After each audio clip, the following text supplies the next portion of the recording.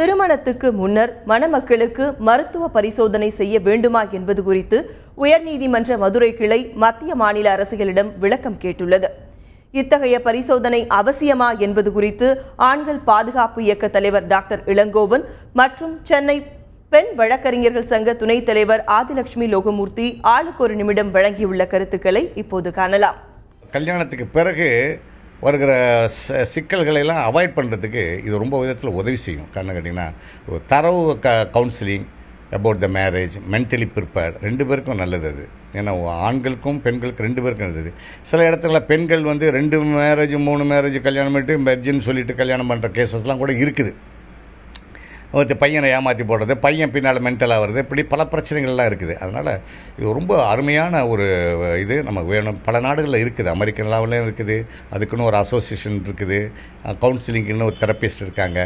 ஒரு common problem free medical examination certificate issue பண்ணுறது பல காம்ப்ளிகேஷன் அவாய்ட் பண்ணால். இப்போ முந்தியெல்லாம் பார்த்திங்கன்னா இப்போ கல்யாணம் மேரேஜ் ஆன உடனே பொய் வழக்கு கொடுப்பாங்க, anti dowry act, domestic violence, அப்புறம் eve teasing, misusing of the general laws, பாலியல் வழக்கை நல்ல நோக்கத்தோடு கொண்டு தான் அதை மிஸ்யூஸ் பண்ண ஆரம்பிச்சிடுறாங்க. இதுக்கெல்லாம் ஒரு இந்த திட்டத்தை நீங்கள் கொண்டு வந்தீங்கன்னா இதெல்லாம் குறைக்கலாம். இது ஒரு நல்ல வரவேற்பான இது. பல விதத்தில் ஆண்களும் சரி பெண்களும் ஈக்குவல் இது குட். நாளைக்கு ஒருத்தர் குறை சொல்கிறதுக்கு இது வாய்ப்புகள் இல்லை. இது வரவேற்கத்தக்க விஷயம். மருத்துவ ரீதியாக இம்பார்ட்டன்சி அப்படிங்கிற விஷயத்தை ஒரு நோயாக அவர்கள் எடுத்துக்கொள்வதில்லை. இம்பார்ட்டன்சி இன்னைக்கு இருக்கு அப்படின்னா நாளைக்கு அது தீரக்கூடிய ஒரு விஷயம் அப்படிங்கும்போது எப்படி அதுக்கு ஒரு சான்று கொடுக்க முடியுங்கிற விஷயம் நாம் பார்க்கணும். இன்னைக்கு தேதியில நிறைய வழக்குகள் இருக்கிறது. அதனால சட்டம் இயற்றினால் இது கண்டிப்பாக மாறும் என்ற நிலை இருந்தாலும் இந்த சட்டம் எவ்வளவு சாத்தியப்படும் நடைமுறையில பிராக்டிக்கல் டிஃபிகல்டிஸ் நிறைய வரும் இது மாதிரி.